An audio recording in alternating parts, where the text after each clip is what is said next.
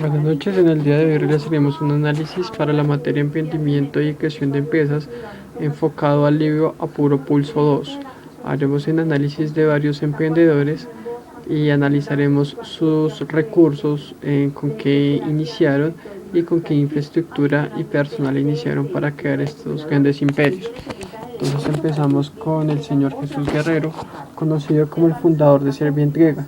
Nace el 29 de noviembre de 1982 con un capital de 32.000 pesos, producto de la liquidación de su antiguo trabajo, 17.000 en capital neto para la creación de su empresa y 15.000 para la compra de trajes de sastre, con el fin de convertirse no solo en la persona encargada de realizar las entregas, sino también en el gerente de la misma, para lo cual en el día se dedica a entregar pedidos entre Bogotá y Buenaventura, y en la noche busca clientes y posibles socios, convirtiéndose él en el gerente de esta misma. Viendo que su empresa estaba creciendo, notó la necesidad de buscar nuevos socios para poder expandir su mercado. En esta búsqueda encontró al señor Julio Roberto Moreno, el cual invirtió una suma de 35.000 pesos para tener un capital neto de 87.000 pesos. Este señor Julio Roberto, en unos meses después, decidió abandonar esta sociedad y venderle a don Jesús la parte de su empresa por una suma de 100.000 pesos. Debido a que el capital era muy escaso, no podían invertir en empleados. Para esto, don Jesús y su hermana decidieron tener cargos dentro de la misma empresa, quedando así su primera oficina en la casa de ellos, ubicada en la ciudad de Bogotá, en el barrio Galán. Durante el primer mes de funcionamiento de la empresa se generó unos gastos de 8.000 pesos, los cuales fueron de sueldos de dos empleados que tenían en la ciudad de Buenaventura y gastos varios. Debido a que no tenían la suficiente cantidad de empleados, decidieron acudir a sus amigos para realizar tales envíos, y ellos les pagaban en especie, es decir, con comida. Para expandir su negocio decidieron buscar gerentes regionales, los cuales tenían que expandir prestar su casa y líneas telefónicas para el funcionamiento de la misma, con esto mismo reduciendo costos e infraestructura. Con el tiempo deciden tomar la casa de su padre, deciden tomar una casa en arriendo, y con la ayuda de 3 personas más adquirieron 2 líneas telefónicas adicionales. Con el tiempo incrementaron sus ingresos, se mudaron de sede a una más amplia y con 250 líneas telefónicas y 52 oficinas propias. Con esto pudieron retirar sus oficinas de las casas de los gerentes regionales y mudarlas a oficinas propias. Debido a que no podían seguir transportando la mercancía en taxis, decidieron adquirir su primer carro, y por medio del leasing en los bancos pudieron adquirir más carros e infraestructura tecnológica para sus oficinas. También necesitaron invertir en innovaciones como fueron los paquetes tipo Fryer para que no se dañara mercancía, la fabricación de containers especiales y la implementación de aviones para sus envíos. En la actualidad realizan inversiones internacionales y en la constante capacitación de sus empleados, pues su filosofía es siempre la calidad. El señor Ernesto Mejía, productor de lo que hoy se conoce como Grupo MAC, empresa dedicada a la venta de baterías para carro. La idea de independizarse surge a partir de un accidente en el cual él queda convaleciente y ve la necesidad de independizarse. Para esto decide crear una empresa dedicada a lo que él sabía hacer, que es la mecánica automotriz y la fabricación de baterías, la cual adquirió desde muy joven. Debido a que no contaba con el capital necesario para la creación de su empresa, cuenta con la ayuda de su ex jefe, el señor Gustavo Villegas, el cual le ofreció un taller que él tenía por un valor de 4.000 pesos, los cuales terminó de pagar un año después. En el taller trabajaba con un ayudante, ya que prestaban mantenimiento y reparación de baterías, para lo cual él no podía realizar esta actividad solo. La materia prima de este taller eran las baterías que no funcionaban, las carcasas de estas mismas, las carcasas de las baterías que eran importadas y demás elementos que se podían reutilizar.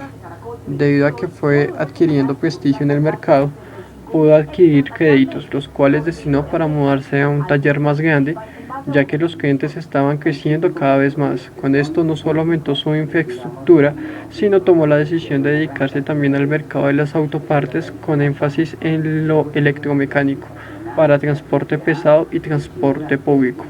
Debido a que el negocio fue creciendo, necesitó la ayuda de su esposa Cecilia para abrir un nuevo centro de repuestos electromecánicos, en el cual era atendido por ella. En el año de 1960 logra su primer contrato, en el cual debe ensamblar baterías de la marca Barta con piezas importadas, las cuales generaban una utilidad de 2 pesos por cada batería. Por esto necesitó la ayuda de un empleado e iniciaron ensamblando 25 baterías diarias y gracias a esta utilidad pudo contratar más personal. En 1962 obtuvo un pequeño contrato para el ensamble de baterías que le permitió mejorar el personal adquirido. En 1964 decide con la ayuda de su hermano José Antonio crear una empresa dedicada a la producción de baterías y a la representación de algunas marcas conocidas de repuestos automotores y de maquinaria agraria e industrial en todo el país.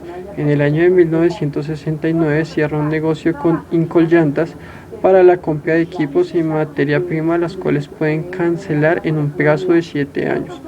Con esta inversión decidieron aumentar su infraestructura, mudándose a un taller más grande y dedicándose al montaje y ensamblaje de sus propias baterías de marca Mack. A estas fábricas las dotaron con los molinos dedicados a producir óxido de plomo, batería prima para la fabricación de las baterías y con la que no contaban las otras fábricas dedicadas al negocio, lo que les permitió posicionarse en la cabeza de este mercado.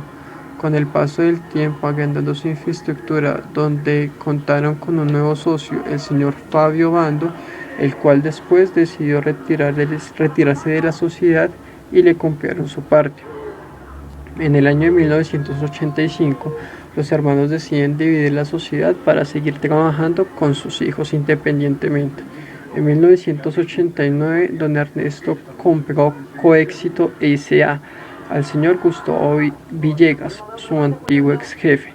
Había varios sucursales en el país y crea la Fundación Mack. Pocos años después decide fundar sucursales en Ecuador, Perú y Panamá. En la actualidad su empresa genera 1.500 empleos directos y más de 5.000 indirectos, produce 70.000 baterías al mes y comercializa su materia prima. El señor Carlos Julio Vargas, creador de la fábrica Carrocerías El Sol, se inició en la fabricación de carrocerías para automóviles en el año de 1960, cuando creó en el patio de su casa una carrocería para un bus, encargada por unos amigos de él. Como dicha carrocería funcionó a la perfección, decidió dedicarse a la producción de estas, con el cual tuvo que adquirir a crédito un soldador de gasolina, unas máquinas para labrar madera y por 700 pesos consiguió un motor diésel. Para contar con capital de trabajo consiguió un préstamo de 2.000 pesos en la Caja Agraria y un segundo préstamo por el valor de 20.000 pesos. Debido a la acogida de sus carrocerías, los pedidos empezaron a aumentar, pero el patio de su casa ya era muy pequeño para tal actividad. Con esto decidieron tomar un alquiler en un local abandonado en Miraflores, cuyo arriendo le costaba 50 pesos al mes. Este es el lugar donde crea su empresa llamada Carrocerías El Sol.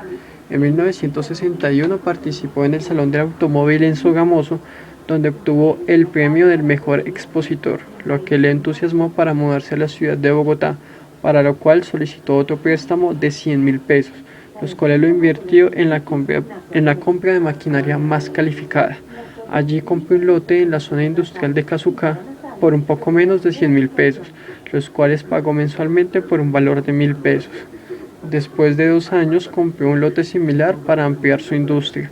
En el año de 1985 fabricó un bus de 2 pisos netamente colombiano y también construyó un bus aerodinámico. En 1992 fabricó un tractobús y diseñó carrocerías de ambulancias móviles. En la actualidad continúa con su negocio ubicado en el sur de la ciudad. Por último, los hermanos Hugo y José Sáenz, creadores de empresas como Grupo Sáenz Hurtado, OP Gráficas Limitada, Fiel Pal, Papel y Equipo Limitada, Repro La Serie y CIA, Editores La Serie y CIA, Acabados y Gráficos V Limitada, entre otros. Esta empresa empezó cuando don José tenía 25 años, en el año de 1965, donde un día su hermano Hugo lo llamó para decirle que había una máquina matrizadora para hacer reproducciones de estereotopía para periódicos, que le estaba vendiendo por un valor de 5.000 pesos, los cuales en su momento no tenía, pero él con esfuerzo pudo conseguir el dinero. Este fue el comienzo de su empresa, donde en un pequeño cuarto que tenía que compartir con una modista para reducir gastos fue su primera oficina. Pero, como la maquinaria podía ser afectada por el trabajo de la modista, decidieron arrendar una pequeña alcoba en el barrio Santa Fe y empezaron a trabajar con un ayudante. Para el año de 1966 fundaron Ompe Gráficas Limitada como una sociedad, para lo cual empiezan a adquirir pequeñas máquinas tipográficas. Para esta empresa contaron con un grupo de socios. Durante el tiempo se retiraron para montar sus propias empresas. En 1968 nace Fidelpal, empresa que salió del mercado gracias a la ayuda de la esposa de don José. En esta empresa se encuentra la máquina más importante de todas las sociedades que han logrado. También adquirieron una máquina pequeña donde les permitía realizar fotocopias para montar los avisos de las empresas de publicidad. Después de un tiempo se mudaron a un lugar más amplio donde contaban con 8 empleados. En 1969 compraron una máquina litográfica que les permitió entrar a este mercado. En 1970, en sociedad con un alemán, adquirieron una segunda máquina litográfica, la cual debía ser pagada con trabajo y con el posicionamiento de la compañía en el mercado en el futuro. En este mismo año viajaron a Suecia, donde importaron los mejores papeles para impresión en artes gráficas, y ya contaban con un grupo de 150 empleados. En 1972 empezaron a importar sus propios equipos y los mejores papeles esmaltados. En 1974 adquirieron los talleres de Lito Colombia. En 1976 adquirieron los talleres de Cromos Editores y en 1976 fundaron Papeles y Equipo Limitada, que se especializó en el suministro de materiales básicos para el sector. En los años 80 intensificaron su mercado a nivel internacional y empezaron a traer al país equipos más avanzados, los escáneres de rayos láser para realizar la separación de colores. Fundaron Repro Láser y CIA en 1983, compraron la planta y fundaron Editor Láser y CIA Limitada. Y en el año de 1990 compraron la máquina rotativa, lo cual dio origen a la empresa Óptima Limitada.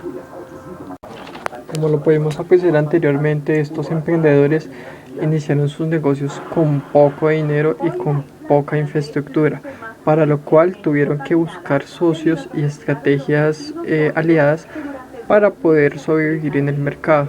De igual manera, ellos tuvieron ideas innovadoras y necesarias en el mercado, para lo cual pudieron impactar este mismo, con esto logrando un éxito y una conquista pues en el mercado especializado de cada uno de estos emprendedores, para lo cual podemos apreciar que no es necesario contar con grandes fondos para realizar imperios como lo acabamos de ver. Solo es necesario contar con la idea y con una estrategia de mercadeo.